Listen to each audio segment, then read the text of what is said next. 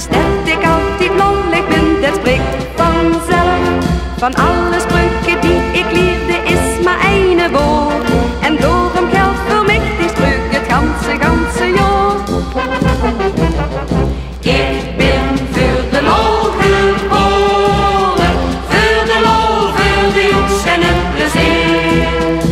En alweer in 100 jaren lust ik weer een gliske weer.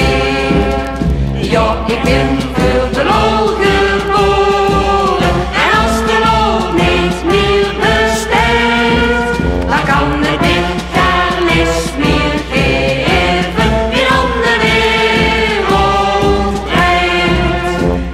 Mijn opa is pas 100 jaar, maar geit wie en een trein. Het is de lol en het plezier, dat hield hem op de been. En komt er eindelijk ooit een dag dat het niet zo goed meer gaat, dan denk hij aan die schouderbeurt en weg is weer het leid.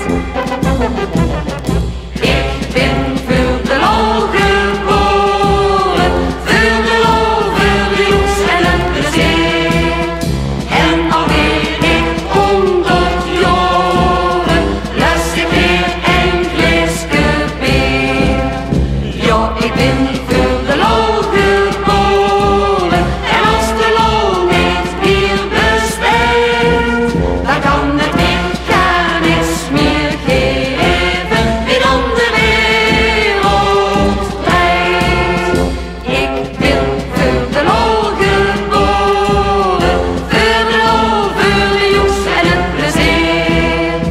En alweer in 100 jaren lust ik weer een gliske bier. Ja, ik ben voor